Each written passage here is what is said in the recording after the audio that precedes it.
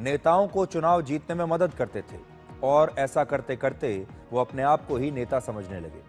जिस तरह से हमारे देश के मीडिया ने प्रशांत किशोर के कद को बढ़ा चढ़ाकर पेश किया, उन्हें जिस तरह अखबारों और न्यूज चैनल्स में जगह दी गई, बड़ी बड़ी हेडलाइंस में उन्हें स्थान मिला, इतना एयर टाइम मिला, उसके बाद आज के ये नतीजे हमारे देश के मीडिया के लिए भी एक बहुत बड़ा सबक है।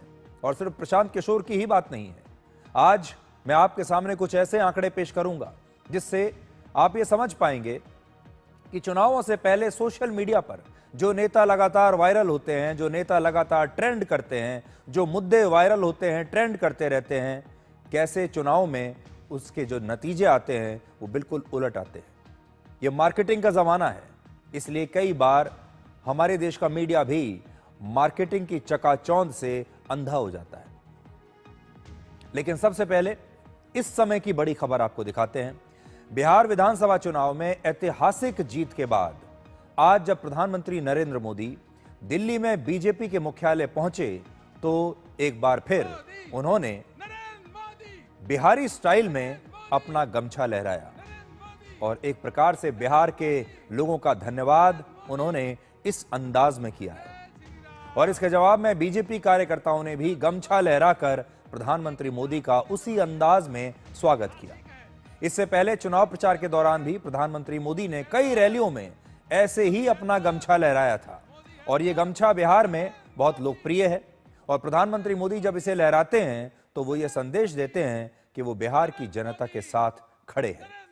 बिहार की जीत पर प्रधानमंत्री मोदी ने अपने भाषण में एक बिहारी मुहावरे का इस्तेमाल किया जिसकी इस समय बहुत चर्चा हो रही है। उन्होंने कहा, बिहार के लोगों ने बिल्कुल गर्दा उड़ा दिया है। गर्दा उड़ा दिया, इसका मतलब बिहार में यह देसी बोलचाल का एक मुहावरा माना जाता है। अक्सर इस मुहावरे का जिक्र होता है कि गर्दा उड़ा दिया। इसका मतलब होता है कि जबरदस्त प्रदर्शन किया है या फिर किसी को चौंका देना। और चुनावी नतीजों से बिहार के वोटरों ने असल में गर्दा उड़ा दिया है, सबको चौंका दिया है। प्रधानमंत्री मोदी ने आज शाम को 5 बड़ी बातें कही हैं। पहला, जो बहुत बड़ी बात उन्होंने कही है, वो कहते हैं कि अब कांग्रेस में एक नया विभाजन हो सकता है, यानी कांग्रेस पार्टी टूट सकती है क्योंकि कांग्रेस पार्टी के कार्यकर्ता और बड़ी संख्या में नेता इस समय कांग्रेस के हाईकमांड से नाराज हैं। दूसरा, अब MY का मतलब है महिला और युवा, जबकि पहले MY का मतलब हुआ करता था मुस्लिम और यादव, और यह तुष्टीकरण की राजनीति का फॉर्मूला था। तीसरा, बिहार की महान भूमि पर फिर कभी जंगल राज की वापसी नहीं होने वाली है। चौथी बात उन्होंने ये कही कि वोटर लिस्ट के शुद्धिकरण को बिहार के वोटरों ने अपना समर्थन दिया है। और पांचवी बात, गंगा नदी भी बिहार से बंगाल की ओर बहती है। इस तरह से बिहार की जीत ने पश्चिम बंगाल की जीत का रास्ता भी अब तय कर दिया है। नरेंद्र मोदी, नरेंद्र मोदी, नरेंद्र मोदी, नरेंद्र मोदी।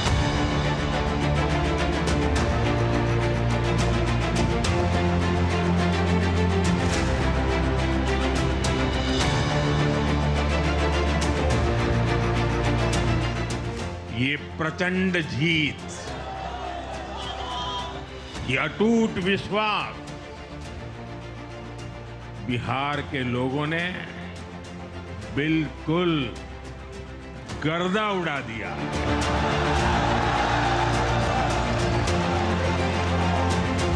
बिहार के लोगों ने विकसित बिहार के लिए मतदान किया है। आज के ये परिणाम वंशवाद की राजनीति के खिलाफ विकासवाद की राजनीति को दिया जनादेश है।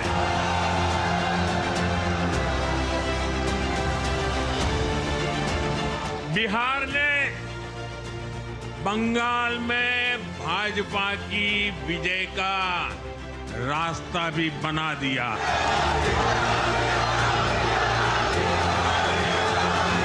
आज मैं फिर कहना चाहता हूं, वापस नहीं आएगी कट्टा सरकार।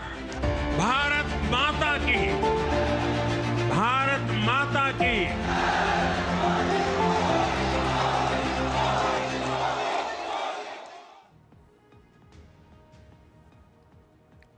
प्रधानमंत्री मोदी ने आज शाम को कहा कि अब कांग्रेस में एक नया विभाजन हो सकता है, यानी कांग्रेस पार्टी अब टूट सकती है, क्योंकि कांग्रेस पार्टी में जो कार्यकर्ता हैं, जो वहां नेताओं का एक बहुत बड़ा धड़ा है, वो कांग्रेस के बड़े नेताओं से नाराज है, उनकी नीतियों से असहमत है।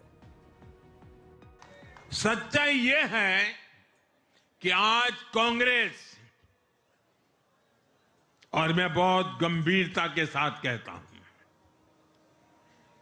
आज कांग्रेस मुस्लिम लीगी माओवादी कांग्रेस यानी एमएमसी बन गई है।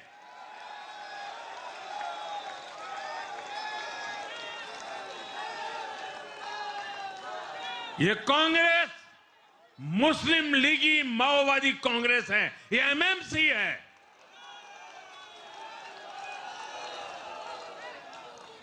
और कांग्रेस का पूरा एजेंडा अब इसी पर चलता है, और इसलिए अब कांग्रेस के भीतर भी एक अलग धड़ा पैदा हो रहा है, जो इस नेगेटिव पॉलिटिक्स से असहज है।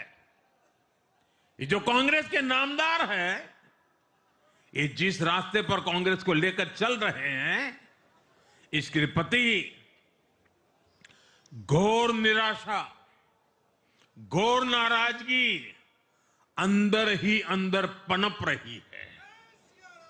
और मुझे तो आशंका है, हो सकता है कि आगे कांग्रेस का एक और बड़ा विभाजन हो।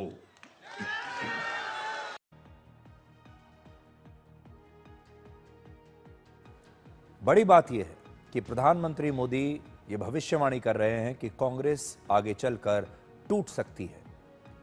क्या प्रधानमंत्री मोदी कांग्रेस के नेताओं को ये इशारा कर रहे हैं कि वो बगावत कर दें? क्या वो उन्हें उकसा रहे हैं, या फिर प्रधानमंत्री मोदी किसी बहुत ही ठोस जानकारी के आधार पर आज ये बात कह रहे हैं? आज ही बिहार के नतीजे आए हैं, और नतीजों के बाद प्रधानमंत्री मोदी का ये कहना कि कांग्रेस टूट सकती है, ये अपने आप में एक बहुत बड़ा स्टेटमेंट है। और इस स्टेटमेंट से कांग्रेस पार्टी के नेता, खास तौर पर गांधी परिवार, और उससे भी ज्यादा खास तौर पर राहुल गांधी जरूर बैकफुट पर आ जाएंगे, क्योंकि अब कांग्रेस के नेता राहुल गांधी की तरफ एक बार फिर से देखना शुरू कर देंगे। बिहार के नतीजों में अब MY का नया समीकरण आया है, या ये कह लीजिए कि MY समीकरण का नाम अब उसका मतलब बदल चुका है। अब MY का मतलब है महिला और यूथ, M से महिला और Y से यूथ। जबकि लालू यादव के जमाने में, और जो हमारे देश में पारंपरिक राजनीति रही है, उसमें इसका मतलब होता था मुस्लिम और यादव वोट बैंक। और ऐसा सोचा जाता था कि चाहे कुछ हो जाए, लेकिन मुस्लिम और यादव, ये जो वोट बैंक है, ये हमेशा आरजेडी के साथ रहेगा, ये आरजेडी और कांग्रेस के गठबंधन को ही वोट देगा। लेकिन इस बार ये भी नहीं हुआ। एक पुरानी कहावत है,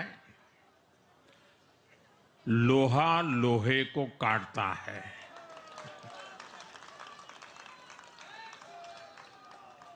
बिहार में कुछ दलों ने तुष्टीकरण वाला MY माय फॉर्मूला बनाया था,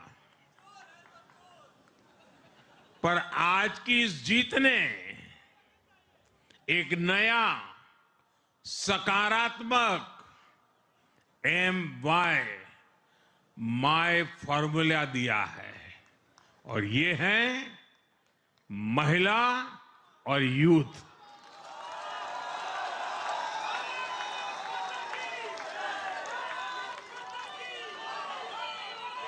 आज बिहार देश के उन राज्यों में है जहां सबसे ज्यादा युवाओं की संख्या है, और इसमें हर धर्म, हर जाति के युवा है। उनकी इच्छा, उनकी आकांक्षा और उनके सपनों ने जंगल राज वालों के पुराने सांप्रदायिक माय फॉर्मूले को पूरी तरह ध्वस्त कर दिया है। वैसे तो आप लोग सुबह से ही टीवी के सामने बैठकर बिहार के चुनाव के नतीजे देख रहे होंगे और अभी तक दिन भर देश के बड़े बड़े चुनावी एक्सपर्ट्स ने आपके सामने इन नतीजों का विश्लेषण भी कर ही दिया होगा। लेकिन अब रात को 9 बजे हम बहुत ही सरल भाषा में, एक ऐसी भाषा जो आपको समझ में आती हो, उस भाषा में आपके लिए एक बहुत सरल विश्लेषण आज के बिहार के चुनावी नतीजों का करेंगे। लेकिन इससे पहले मैं आपको 4 जून 2024 के फ्लैशबैक में लेकर जाना चाहता हूं। उस दिन लोकसभा चुनाव के नतीजे आए थे और बीजेपी को 240 सीटें मिली थी, यानी बहुमत से 32 सीटें कम। ये उम्मीद से बहुत कम सीटें थी और उस दिन भी प्रधानमंत्री मोदी पार्टी के कार्यकर्ताओं को संबोधित करने के लिए दिल्ली में बीजेपी के इसी मुख्यालय पहुंचे थे जहां आज शाम को वो बात कर रहे थे। आज उनका चेहरा आप देखिए और उस शाम बीजेपी के मुख्यालय में मायूसी छाई हुई थी और उस दिन मंच पर बैठे प्रधानमंत्री मोदी के चेहरे पर निराशा तो नहीं थी, लेकिन दुख की कुछ लकीरें लोगों ने जरूर उनके चेहरे पर देखी, उनके चेहरे पर पढ़ी। उनके मन की कुछ भावनाएं थीं जो वो चाहकर भी छिपा नहीं पा रहे थे और फिर उनकी यह तस्वीर पूरे देश में वायरल हो गई। देश के बच्चे बच्चे ने, हर महिला ने, हर युवा ने, हर व्यक्ति ने उनकी इस तस्वीर को देखा और अगले ही दिन देश के लोगों को यह एहसास हो चुका था कि उन्होंने प्रधानमंत्री मोदी के साथ लोकसभा चुनाव में ठीक नहीं किया। बीजेपी 240 सीटें जीतकर भी निराश थी, लेकिन दूसरी तरफ राहुल गांधी 99 सीट जीतकर ऐसे जश्न मना रहे थे जैसे कि कांग्रेस पार्टी ने बहुमत हासिल करके सरकार ही बना ली हो। और इसके बाद बीजेपी ने भी एक नई सीख ली, अपनी कमियों को दूर किया और देश की जनता ने भी यह सबक लिया कि 2024 के लोकसभा चुनाव में उनसे एक गलती हुई। उन्होंने न जाने क्यों प्रधानमंत्री मोदी को न जाने किस बात की सजा दे दी और बहुमत नहीं दिया। यह एहसास देश की जनता को अगले दिन ही हो गया था। दूसरी तरफ कांग्रेस अति उत्साह में, जश्न के माहौल में डूबती चली गई। राहुल गांधी विपक्ष के नेता बन गए और अपने आप को पीएम इन वेटिंग समझने लगे। कांग्रेस पार्टी ने कुछ ऐसा समझ लिया कि अब राहुल गांधी प्रधानमंत्री मोदी के बाद उनके सबसे बड़े प्रतिद्वंदी हैं और उसके बाद जो कुछ हुआ वो ऐतिहासिक है। बीजेपी हरियाणा में लगातार तीसरी बार चुनाव जीती और उसने 48 सीटें जीतकर एक नया रिकॉर्ड बनाया। इसके बाद बीजेपी ने महाराष्ट्र का चुनाव जीता, यहां भी रिकॉर्ड 132 सीटें जीती। इसके बाद दिल्ली में बीजेपी ने केजरीवाल को हराकर यहां भी रिकॉर्ड 48 सीटें जीतकर 27 साल के बाद सरकार बनाई। और आज बिहार की जनता ने भी 2024 की उन यादों को मिटाने की पूरी कोशिश की है और आज ऐसा लगता है जैसे भारत की जनता प्रधानमंत्री मोदी से कह रही है कि हम पूरी तरह से आपके साथ हैं और 4 जून 2024 की उस शाम को आप एक बुरा सपना समझकर भुला दीजिए। अब आज की बात करते हैं। आज 14 नवंबर है, पूर्व प्रधानमंत्री जवाहरलाल नेहरू का जन्मदिन, जिसे हम बाल दिवस के रूप में भी मनाते हैं। और आज के दिन बिहार की जनता ने 2 संदेश दिए हैं। पहला, राजनीति बच्चों का खेल नहीं है और दूसरा, नेहरू के जन्मदिन पर उनके परपोते राहुल गांधी की एक और हार, जिससे बिहार की जनता ने यह साफ कर दिया कि अब देश की राजनीति में परिवारवाद की कोई जगह नहीं बची है। बाल दिवस के मौके पर लालू यादव के छोटे बेटे तेजस्वी यादव के नेतृत्व में पार्टी की करारी हार हुई है और बड़े बेटे तेज प्रताप यादव खुद अपना चुनाव हार गए हैं। वहीं पंडित नेहरू के परपोते राहुल गांधी की भी एक बहुत बड़ी हार है, क्योंकि उन्हें सिर्फ आज 6 सीटें मिली हैं। तो आज पंडित जवाहरलाल नेहरू अपने जन्मदिन पर अगर आज ये बिहार के चुनाव नतीजे देख रहे होंगे तो कितने दुखी होंगे और सोचते होंगे कि उनकी पार्टी की आज क्या हालत हो गई है कि बिहार में उसे सिर्फ 6 सीटें मिली हैं और वो एक क्षेत्रीय पार्टी भी नहीं रही। यानी 243 में से सिर्फ 6 सीट कांग्रेस को मिली हैं और यह राहुल गांधी के करियर की हार नंबर 93 है। तो आज बाल दिवस के मौके पर बिहार की जनता ने बताया है कि अभी तेजस्वी यादव और राहुल गांधी राजनीति में बच्चे हैं और आज के दिन बाल दिवस पर उन्होंने बड़ों को जिता दिया है। उन्होंने नीतीश कुमार को जिताया है, उन्होंने नरेंद्र मोदी को जिताया है। बिहार में एनडीए की ऐतिहासिक जीत के विश्लेषण की शुरुआत एक पोस्टर से करते हैं। इस पोस्टर को देखिए जो कहता है कि राजनीति बच्चों का खेल नहीं है। इस समय प्रधानमंत्री मोदी की उम्र है 75 वर्ष और नीतीश कुमार की उम्र है 74 वर्ष। राहुल गांधी 55 साल के हैं और तेजस्वी यादव की उम्र है 36 साल। और आज 14 नवंबर यानी बाल दिवस है। बिहार के चुनाव नतीजों ने साबित कर दिया है कि राजनीति वाकई बच्चों का खेल नहीं है, और वो भी तब जब राजनीति बिहार जैसे राज्य की हो जिसकी सोशल इंजीनियरिंग की चर्चा पूरे देश में होती है। इस बार बिहार की राजनीति में जीत का जो सबसे बड़ा फैक्टर रहा है उसका नाम है नीमो, यानी नीतीश कुमार और नरेंद्र मोदी।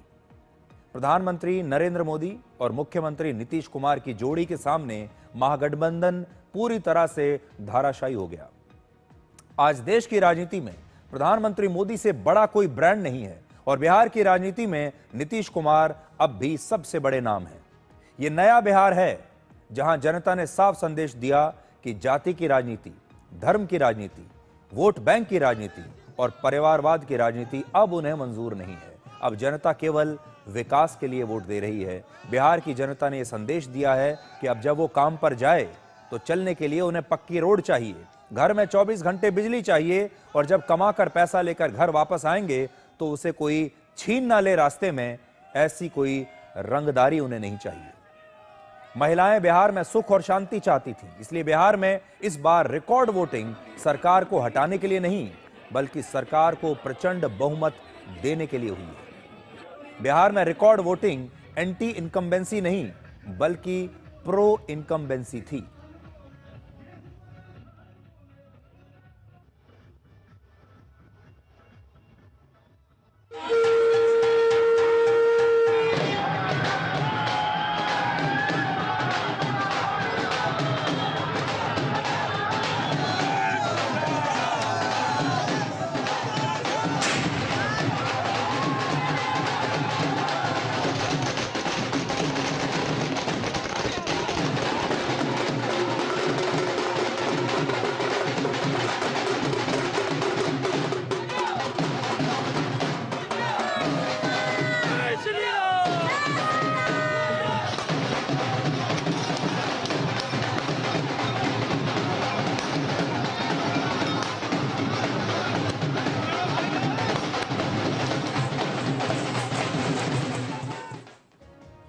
तो जिस दिन बिहार में रिकॉर्ड वोटिंग हुई, लोग कह रहे थे कि बिहार ने एक नया इतिहास रच दिया है। इतनी ज्यादा वोटिंग तो इससे पहले कभी नहीं हुई। ये वोटिंग किस लिए हो रही है, लोग क्या चाहते हैं? तो आज आपको समझ में आ गया। जो बिहार की जनता है वो जंगल राज को रोकने के लिए वोट डालने के लिए आई थी। ये वोट जंगल राज को रोकने के लिए थे और बिहार की जनता